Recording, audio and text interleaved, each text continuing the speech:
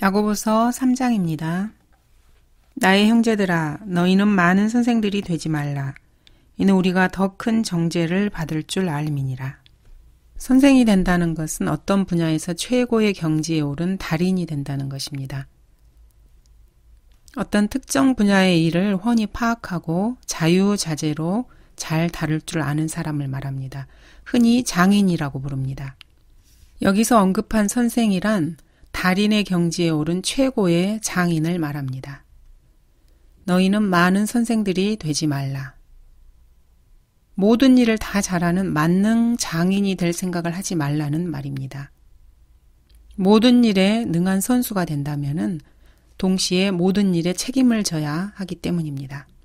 이것저것 모든 일을 잘하게 되면 이 일 저 일이 맡겨지게 되고 그러면 어쩔 수 없이 책임져야 됩니다. 그러면 다른 사람들보다 실수할 확률이 더 많아지고 욕먹을 기회도 더 많아지게 됩니다. 이는 우리가 더 큰 정죄를 받을 줄 알민이라는 말씀이 이런 의미입니다. 다양한 일을 수행하는 그룹의 지도자가 되면은 갖가지 일을 수행하는 모든 책임이 한 사람에게 모두 집중될 수밖에 없습니다. 한 분야에서라도 일이 잘못 처리될 가능성이 더 많아지고 한 가지라도 잘못되면 모든 책임을 져야 하는 겁니다. 선생이 된다는 것은 곧 책임을 지는 사람이 된다는 뜻으로 책임은 심판, 즉 평가로 이어지고 심판은 정죄로 이어지게 마련입니다. 너희는 많은 선생들이 되지 말라는 말은 가급적 실수하지 않고 위험 부담을 줄이는 게 현명하다는 뜻입니다.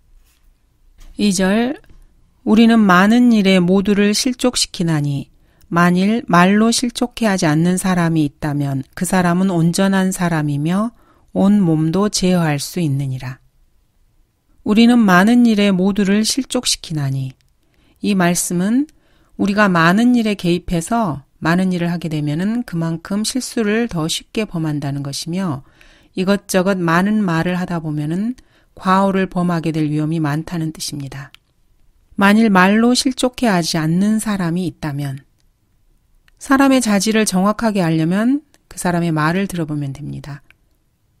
사람의 말은 인격적 덕성을 시험해보는 최고의 시금석이 됩니다. 사람은 실수하고 과오를 범하기 쉬우며 실수와 과오에도 여러 가지 형태가 있습니다. 그 중에서도 혀를 제어하고 말에 실수가 하나도 없는 사람은 온전한 사람이며 온 몸도 제어할 수 있는 사람입니다. 이런 사람은 완벽한 사람이기 때문에 자기 몸을 제어하는데 그야말로 달인이 된 사람입니다. 다음은 구체적인 신뢰들입니다. 보라, 우리가 말들을 복종하게 하려고 그 입에 재갈을 물려 그것들의 온 몸을 제어하느니라. 말이라는 짐승은 덩치에 비해서 그 입에 물리는 금속 재갈의 크기는 정말 보잘것없습니다. 한 뼘 정도밖에 되지 않고 손가락 정도밖에 되지 않기 때문입니다. 그런데 그 작은 금속 막대기 하나로 커다란 말의 몸 전체를 제어합니다. 이것이 첫 번째 신뢰입니다. 자, 두 번째에는 4절에 있습니다. 또한 배들을 보라. 그렇게 크고 거친 바람에 밀려가도 지극히 작은 키로 키잡이가 원하는 곳 어디로든지 돌려지느니라. 아무리 큰 배라도 아주 작은 키 하나로 조종을 해서 마음대로 방향을 바꿀 수 있습니다. 바람의 방향이 어떻든지 세기가 어떻든지 키잡이가 키를 움직이는 대로 배는 거기에 복종하여 방향을 잡습니다. 영어 성경에서 키잡이를 통치자, 지배자라는 뜻의 거버너라는 단어를 쓰고 있습니다. 거버너는 주지사를 말하는데 주지사는 마치 선박의 키잡이처럼 주 행정의 통치 방향을 결정하는 사람입니다. 그런데 이 거버너라는 단어를 새로 나온 성경들에서는 파일럿으로 대체시켰습니다. 5절 이와 같이 혀도 작은 지체지만 큰 일들을 자랑하느니라. 보라, 작은 불이 얼마나 큰 것을 태우는가. 한 뼘도 되지 않는 혀는 어떻게 제어하느냐에 따라서 그 사람이 수행하는 전체 일의 성패를 결정하게 됩니다. 건물이 불이 날 때 보면은 그 건물이 아무리 커도 처음에는 작은 불씨가 화근이 되어서 큰 건물을 잿더미로 바꾸게 됩니다. 작은 성냥개비나 담뱃불 하나로 수만 에이커에 달하는 광대한 산림이 불바다로 만들어지기도 합니다. 어느 분야에서건 자신이 맡은 일을 성공적으로 수행하는 뛰어난 선생이 되고 싶다면 먼저 작은 혀를 잘 통제하는 법을 배우라고 야고보는 말하고 있습니다. 이 일 저 일 모든 일을 척척 잘 해내는 달인이 될 수 있지만 그 모든 일의 성패는 자신의 혀를 얼마나 잘 제어하느냐에서부터 출발합니다. 말의 입에 물리는 재갈이 몸 전체에 연결되고 또 작은 키가 배 전체에 연결되듯이 이 작은 혀가 사람의 몸 전체에 연결되어서 그 사람의 몸으로 수행하는 모든 일들을 매끄럽게 잘 하느냐 아니면 실수투성이로 실패하느냐를 결정하게 됩니다. 혀를 함부로 놀리지 않는다는 것은 말에 실수가 없도록 한다는 뜻입니다. 말에 실수를 하지 않는다는 것은 하나님께서 옳다고 여기지 않으시는 것에 입을 다문다는 뜻이지 세상 사람들이 듣기 싫어하는 말을 입 밖에 내지 않는다는 뜻이 아닙니다. 다른 사람의 기분도 신경 써야지 함부로 입 놀리지 마 이런 뜻이 아닙니다. 하나님께서 옳다고 여기지 않으시는 것을 함부로 말하지 말라는 경고입니다. 거듭난 그리스도인은 하나님께서 옳게 여기시는지 옳지 않게 여기시는지를 판단해야 합니다. 거듭나지 못한 자연인이 하나님께서 옳게 여기시는 말이 무엇이고 옳지 않게 여기시는 말이 무엇인지 분간하는 것은 불가능한 일입니다.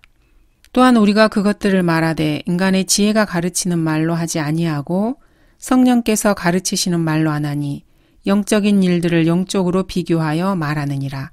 그러나 자연인은 하나님의 영의 일들을 받아들이지 아니하나니 이는 그 일들이 그 사람에게는 어리석게 여겨지기 때문이요 또 알 수도 없나니 이는 그 일들이 영적으로만이 분별되기 때문이니라. 영적인 사람은 모든 것을 판단하나 자신은 아무에게도 판단을 받지 아니하느니라. 누가 주의 생각을 알았다고 주를 가르치겠느냐. 그러나 우리는 그리스도의 생각을 가졌느니라.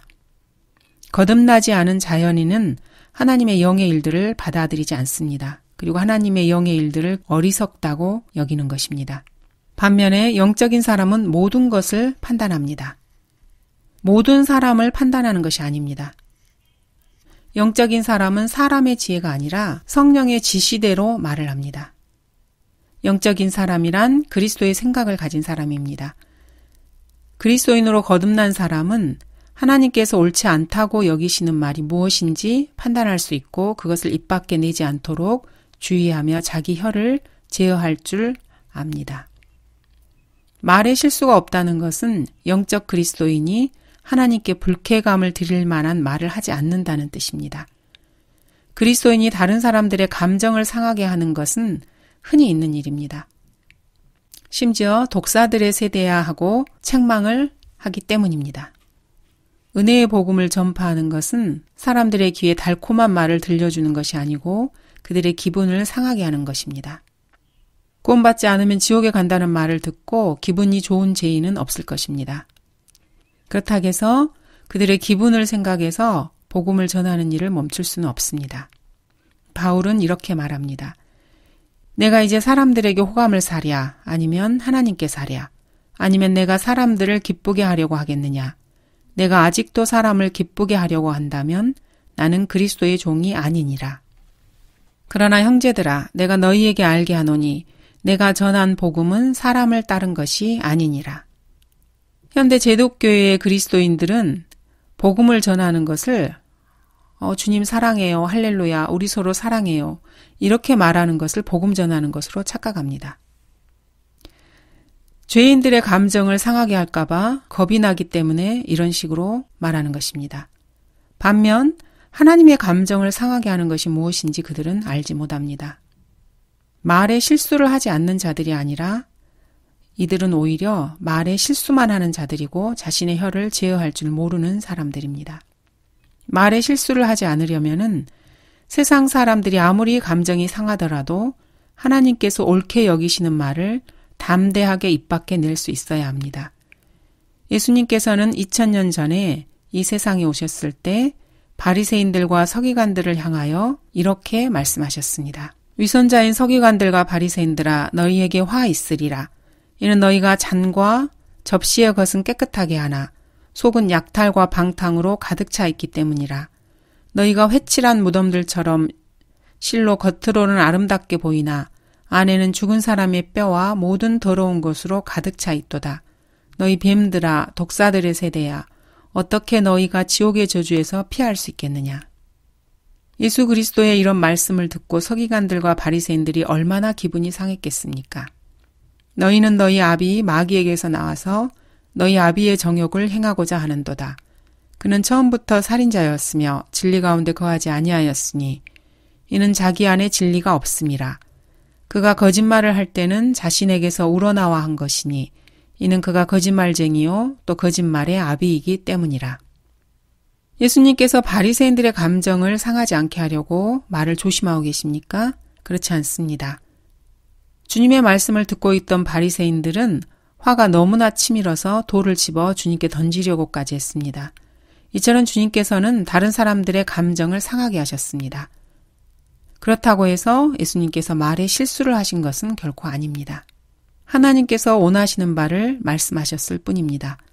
혀에 재갈을 물려 말에 실수가 없게 주의하라는 말씀에 복종하느라고 복음을 전파하고 죄인들을 지옥에서 건져내는 일을 주저하는 일이 있어서는 안 되겠습니다. 여기 3장은 그리스도인들만을 향해서 이렇게 말씀하는 것이 아닙니다.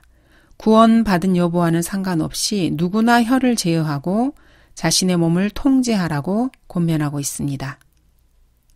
가십을 좋아하거나 사람의 험담을 늘어놓는 일이 없도록 하라고 훈계하고 계십니다. 사람들이 하는 말을 녹음이라도 해두고 나중에 다시 틀어준다면은 그 말을 한 장본인조차 너무 부끄러워서 얼굴을 붉힐 것입니다. 이런 낭패를 당하지 않도록 조심하라는 충고입니다. 입에 물린 작은 재갈 하나로 큰 말을 부리고 작은 키 하나로 거대한 선박을 조종하고 작은 불씨 하나로 엄청난 화재를 일으키듯이 작은 혀가 지나가는 말로 우연히 내뱉은 말 한마디가 시간이 경과함에 따라서 다른 사람들에게 엄청나게 악영향을 미칠 수 있습니다. 이런 일을 피하려면은 마음을 잘 통제해야 합니다. 그렇지 않으면은 언젠가 혀를 통해서 말로 드러나게 되고 그 결과 예기치 못한 화근이 되기 마련입니다. 이런 일은 우리의 일상생활에서 다반사로 일어나는 일입니다.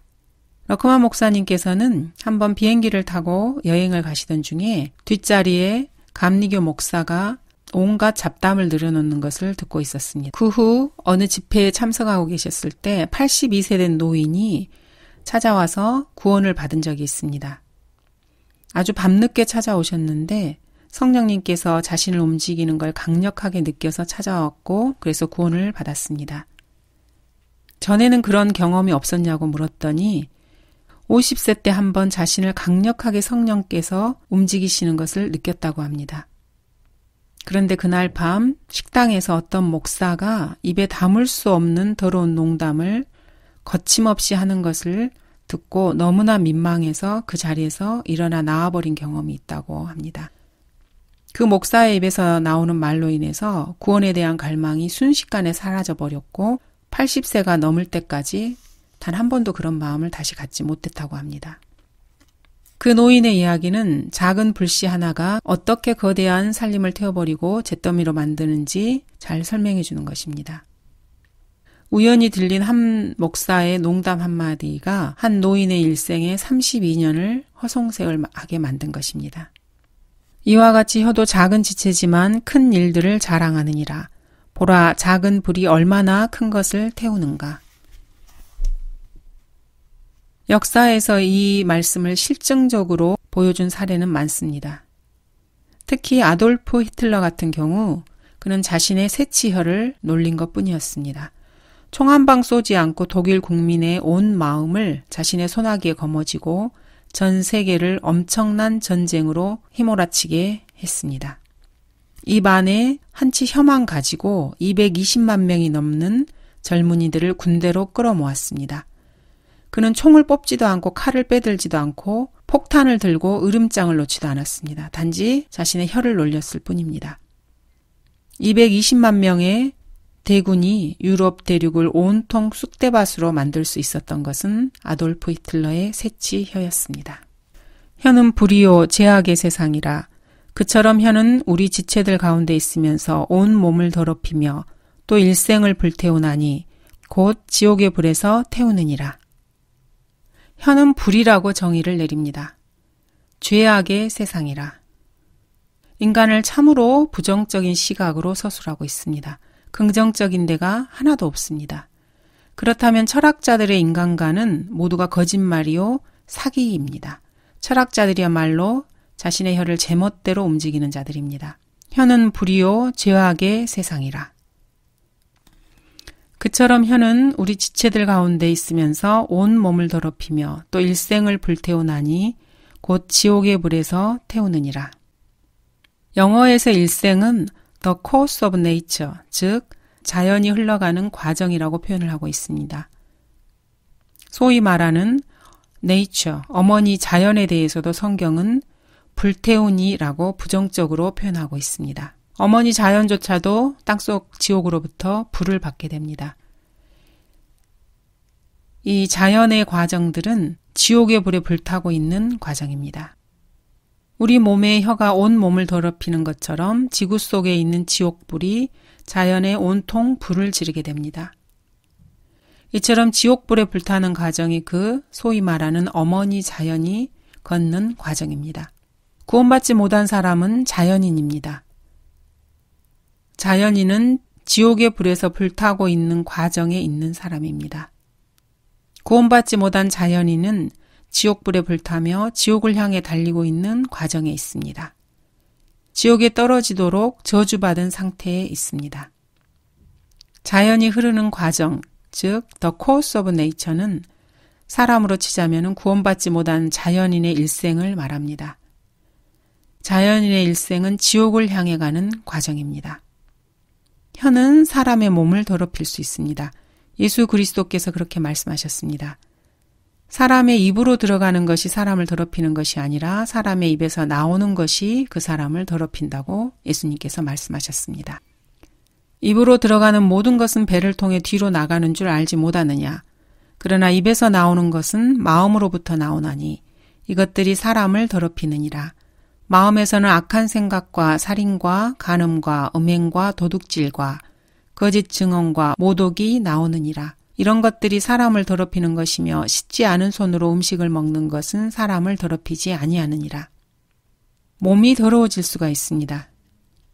만일 누구든지 하나님의 성전을 더럽히면 하나님께서도 그 사람을 멸하시리라. 이는 하나님의 성전은 거룩하며 너희는 그 성전이기 때문이라. 그리스도인의 몸은 그 사람의 혀로 더럽혀질 수 있습니다. 혀가 해서는 안 될 말을 수없이 내뱉기 때문입니다.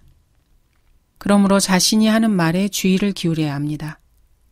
도저히 지킬 수 없는 약속이라면은 부주의하게 혀를 놀려서 약속을 해서는 안 됩니다.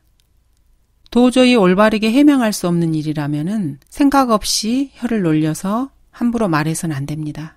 결혼식장에서 자신의 남편을 일생 동안 사랑하고 복종할 것을 서약하는가라고 물을 때 아무 생각 없이 네라고 하면 안 됩니다. 마음에는 그럴 생각이 전혀 없는데 예라고 대답했다가 자기 몸을 더럽히는 여자들이 많이 있습니다. 성경을 가볍게 여겨서는 안 됩니다. 만일 누구든지 하나님의 성전을 더럽히면 하나님께서도 그 사람을 멸하시리라고 말씀하고 계시기 때문입니다. 실수로 혀를 잘못 놀려 다른 사람에게 고통을 주었다면 사과를 해야 합니다. 자신의 혀에 대해서 책임을 질 줄 아는 사람은 훌륭한 사람입니다.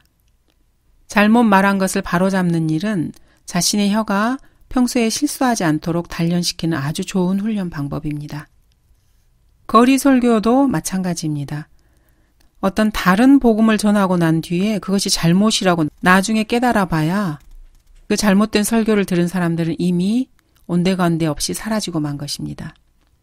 어떤 다른 복음을 전하는 그 책임을 어떻게 질 것입니까? 모든 종류의 짐승들과 새들, 뱀들, 바닷속에 있는 것들은 사람에 의해 길들여지며 또 길들여져 왔으나 땅 위나 바닷속이나 모든 동물들은 사람들에게 길들여질 수 있습니다. 과거도 지금도 그렇습니다. 무서운 코브라도 사람에게 길들여질 수 있습니다. 야고보서는 기본적으로 대환란 시대에 적용이 됩니다. 그러나 여기서 언급된 것들은 어떤 특정 시대의 교리로만 분리할 수는 없습니다. 시대를 초월해서 모든 사람에게 보편적으로 적용되는 내용이기 때문입니다. 혀를 길들일 수 있는 사람은 아무도 없나니 그것은 억제할 수 없는 악이요 죽이는 독이 가득하도다. 다른 모든 것은 길들일 수 있는데 혀는 길들일 수 없다고 하십니다. 사람의 혀는 억제할 수 없는 악이라고 정의를 내립니다. 사람의 혀는 그 누구도 다스릴 수 없는 악입니다. 사람의 혀는 죽이는 독이 가득합니다. 사람의 혀야말로 자신의 치명적인 요소가 됩니다. 모든 사람의 혀가 마찬가지입니다.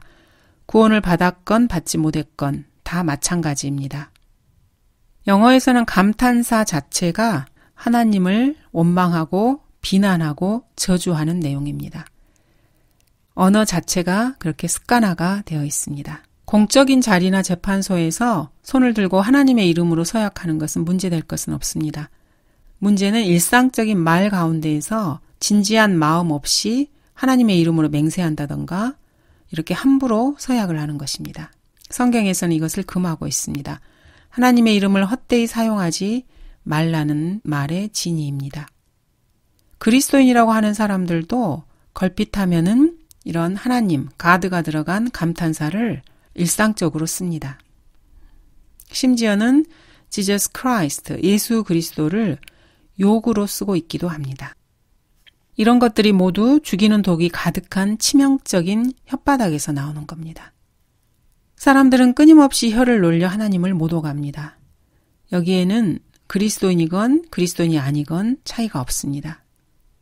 무의미하거나 은연중에 하나님을 모독하는 그런 언어가 일상화되어 있습니다.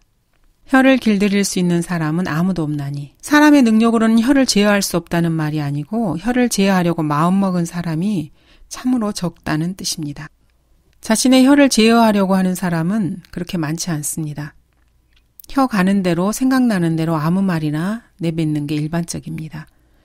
말에 실수가 없는 사람이 있다면 그 사람은 온전한 사람이라고 역설적으로 표현합니다. 문제는 사람의 마음에 달려 있습니다. 그것으로 우리가 하나님이신 아버지를 송축하고 또 그것으로 우리가 하나님의 모습대로 만들어진 사람을 저주하느니라. 사람을 저주하는 것에 대해서 경고하고 계십니다. 모든 사람은 하나님의 모습대로 만들어진 존재입니다. 관념적으로 그렇다는 것이 아니고 실제로 하나님의 모습대로 지어졌습니다. 그런 존재를 저주한다는 것은 있을 수 없는 일입니다. 그리스도인들도 마찬가지입니다. 미국 남부지방에서는 흔히 damn it 또는 go to hell 이라고 욕을 합니다. 그러면서 자신이 누군가를 저주하고 있다고는 생각하지 못합니다. 친구들 사이에서 아는 사람들 사이에서 가볍게 던지는 그런 표현입니다. 그러나 저주의 말이라는 데는 변함이 없습니다.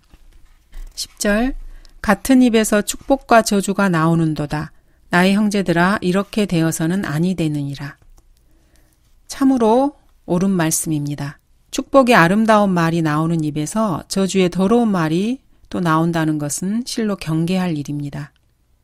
상황이 자신이 원하지 않은 대로 되면은 자기도 모르는 사이에 욕을 내뱉거나 투덜대는 소리를 냅니다. 1절 샘이 같은 곳에서 단물과 쓴물을 낼 수 있느냐? 샘이 하나인데 단물과 쓴물이 같이 나오는 샘은 없습니다.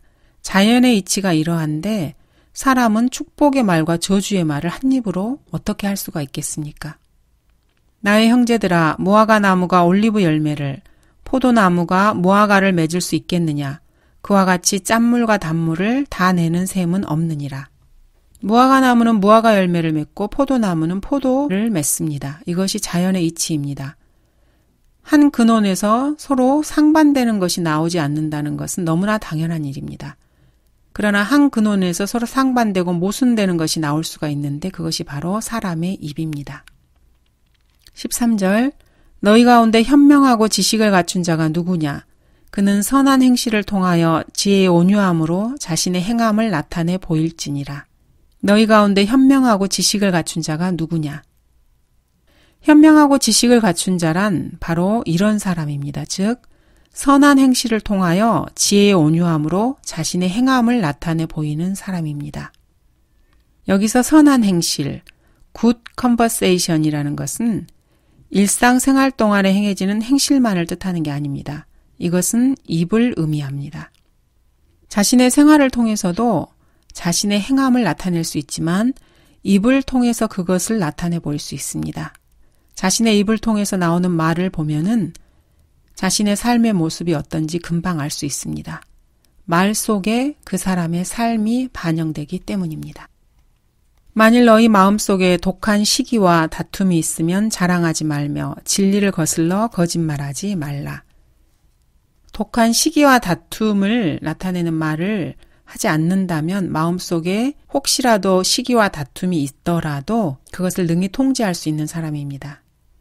입으로 진리를 거슬러 거짓말하지 않는다면 마음으로도 진리를 거슬러 거짓말하는 생각을 품지 않는 사람입니다. 행동이 어떻느냐를 보는 것은 입으로 무슨 말을 하느냐에 따라 결정되는 법입니다. 일상적인 삶 속에서 지혜의 온유함으로 행동하고 싶다면 지혜의 온유함으로 자신의 입을 다스리는 것이 중요합니다. 입은 사람의 생각과 행실을 반영하기도 하지만 사람의 생각과 행실을 지배하기도 합니다. 마음속에 시기와 다툼이 숨어 있더라도 그것을 입으로 발설하지 않고 제어하면 어느새 마음속에 있던 그 시기와 다툼도 사그라듭니다. 마음속에 진리를 거슬러 생각하는 어떤 사고가 있어도 혀로 진리를 거슬러 함부로 짓거리지 않도록 조심하면은 진리를 거스리던 그 생각이 사라지게 됩니다. 이렇게 하는 것이 바로 지혜의 온유함입니다. 자신의 혀가 움직이는 대로 제멋대로 짓거리게 내버려 둔다면은 온유한 지혜를 가진 사람이 아니며 지혜의 온유함으로 선한 행실을 유도할 능력이 전혀 없는 사람입니다. 이러한 지혜는 위로부터 내려오는 것이 아니라 땅에 속한 것이요 정욕적이며 마귀적인 것이니라. 마음속에 독한 시기와 다툼이 있고 진리를 거슬러 생각하는 사고가 있을 때 자기가 솔직하다는 것을 가시하기 위해서 그대로 입 밖으로 서슴지 않고 내뱉는 사람들도 있습니다. 이러한 지혜는 위로부터 내려오는 것이 아니라 땅에 속한 것이라고 잘라 말씀하십니다. 올바른 종류의 지혜가 아닙니다. 그런 지혜는 정욕적이며 마귀적인 것이기 때문에 옳은 지혜일 수가 없습니다. 지혜에도 두 종류가 있습니다. 디모데전서 6장 20절에서는 거짓되이 일컬어지는 과학이라는 표현이 나옵니다. 이것이 바로 거짓되이 일컬어지는 지식입니다. 과학이 모두 나쁜 것은 아닙니다. 참된 지식이 좋은 것처럼 참된 과학 역시 좋은 과학입니다.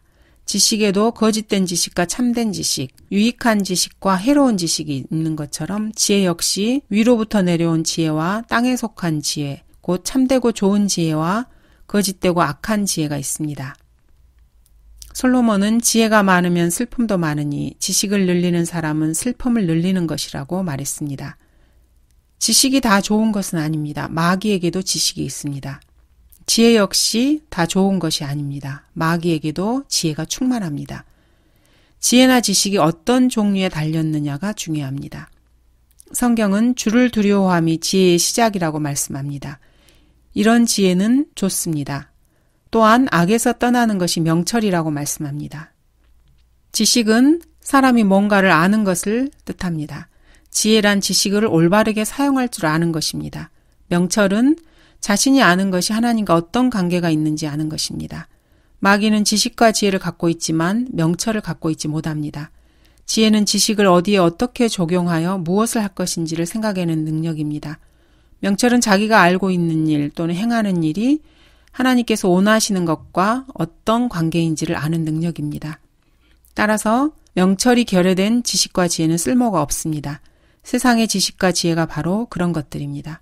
세상 학문은 아무리 깊고 넓어도 하나님과는 전혀 관계가 없습니다. 명철이 없기 때문입니다. 세상 학문으로 성경에 대해 이런저런 말을 하는 것은 아주 잘못된 자들의 방자하고 건방진 행동입니다. 독한 시기와 다툼은 그 자체가 위로부터 내려온 지혜가 아닙니다. 마음속에 그런 것들이 자리 잡고 있다면은 올바른 지혜를 갖고 있는 것이 아닙니다. 이런 지혜는 위로부터 내려오는 지혜가 아니라 땅에 속한 것이고 정욕적이며 마귀적입니다. 이런 지혜를 마귀로부터 받을 수 있습니다. 이런 지혜를 가졌다면 절대로 자랑해서는 안 됩니다. 이는 시기와 다툼이 있는 곳에는 혼란과 온갖 악한 일이 있기 때문이라. 그러나 위로부터 오는 지혜는 첫째 순수하고 그 다음은 화평하며 친절하고 양순하며 자비와 선한 열매들로 가득하고 편견이 없고 위선이 없나니. 시기와 다툼이 좋은 지혜가 될 수 없는 이유는 이런 것들이 있을 때 반드시 혼란과 온갖 악한 일이 일어나기 때문입니다. 시기는 육신적인 그리스도인들의 특징입니다. 화평이 첫째가 아니고 순수하고가 첫 번째입니다. 그 다음에 화평이 옵니다. 아무 지혜나 갖고 있다 그래서 마음이 항상 완전한 화평을 누리는 것은 아닙니다. 그리스도인이라도 성도들과 다투기도 하고 다른 형제들 사이에 분란이 있을 수 있습니다. 때로는 치밀어 오르는 화를 참지 못해서 다른 사람을 불쾌하게 만들기도 하고 어떤 때는 뜻하지 않게 박해를 받기도 합니다. 그러나 위로부터 오는 지혜를 갖고 있으면 첫째 순수합니다. 왜냐하면 하나님께서 말씀하시는 바는 반드시 옳기 때문입니다. 하나님의 옳은 말씀을 붙잡고 있으면 그 사람도 옳게 됩니다. 순수하다는 것은 곧 옳다는 뜻입니다. 화평이 있기 전에 먼저 옳게 되는 것이 필요합니다. 밥 존스 1세는 늘 옳은 일을 행하라, 즉 do right이라는 말을 했습니다. 하늘이 무너져 내려도 옳은 일을 하라고 역설했습니다. 모든 사람이 옳은 일을 한다면 이 세상에 구원받지 못할 사람은 하나도 없을 것입니다. 순수하면 옳은 일을 하게 되어 곧 거룩해집니다. 위로부터 오는 지혜는 첫째 순수하고 그 다음은 화평하며 라는 말씀은 바로 이런 말씀입니다. 화평은 순수함에 앞서지 못합니다. 순수함이 없이는 화평이 올 수가 없습니다. 옳음이 없이는 진정한 화평이 올 수 없습니다. 의가 먼저 있은 다음에 화평이 옵니다. 친절이란 다른 사람에게 무엇인가를 강요하지 않는 것을 말합니다. 주님의 징계와 마귀가 주는 고통이 다른 점은 바로 여기에 있습니다. 주님의 설득과 마귀의 회유가 다른 점 역시 여기에 있습니다. 마귀가 사람을 회유한 결과는 혼란입니다. 절망입니다. 마귀에게 회유당하고 나면은 유다 이스카리ot처럼 자살할 수 있습니다. 마귀의 회유를 받아들이는 사람은 언제나 잃어버리는 자로 남게 되고 희망이 없고 속이 타고 무엇을 하더라도 의미를 발견할 수 없어 미칠 지경이 됩니다. 그러나 주님의 설득은 친절합니다. 아니야, 그건 옳지 않아. 그것도 옳지 않아. 그래, 그렇게 해야지. 그래, 그렇게. 아니야, 그게 아니야. 그래, 좋아. 주님은 언제나 이런 식으로 설득하십니다. 그분의 징계도 마찬가지입니다. 하나님께서 여러분을 벌하실 때 그 목적은 징벌 자체에 있는 것이 아니라 그리스도인의 잘못을 채찍질한 다음에 죄악을 버리고 삶 가운데서 열매를 맺게 하셔서 더욱 하나님을 사랑하게 만들고 하나님께서 기뻐하시는 것들이 그 사람 안에서 더욱더 많이 발견되어 하나님께서 바라시는 사람으로 변화되는 데 그 목적이 있습니다. 그러나 마귀가 주는 고통은 전혀 그 양상과 목적이 다릅니다. 마귀가 그리스도인들에게 고통을 주는 목적은 그 사람을 광신적으로 만들게 한 다음에 마음속에 혼란과 의혹과 공허감을 불어넣기 위해서입니다. 양순이라는 말은 더 많은 지혜를 구하는 데 있어 양순하다는 뜻입니다. 이 사람은 자신의 지혜에 의존하지 않고 겸허하게 위로부터 오는 지혜를 구합니다. 위로부터 오는 지혜를 가진 사람에게는 자비와 선함이 나옵니다. 이런 지혜를 갖고도 자비와 선함이 나오지 않을 리가 없습니다. 편견이 없고란 자기 생각대로 사람들을 차별하여 파당을 짓지 않는 것을 말합니다. 이런 사람에게는 위선이 있을 수 없습니다. 의의 열매는 화평케 하는 자들의 화평 안에 뿌려진 것이니라. 이 말씀은 신약 교리를 위시해서 여러 가지 경우에 널리 적용될 수 있는 말씀입니다. 사람들을 그리스도께로 인도함으로써 하나님과 사람 사이의 화평을 있게 해줄 수도 있습니다. 주님 안에서 그 사람들이 화평하게 살게 해줄 수도 있습니다. 그러면 화평케 하는 자가 되는 것입니다. 이렇게 뿌려놓은 화평들로 인해서 의의 열매를 거두어들일 수 있습니다. 사람들이 그리스도 안에서 살게 해주도록 도와줌으로써 그 사람들에게 화평이 임하고 그 화평에서 의의 열매를 거둘 수 있습니다. 감사합니다.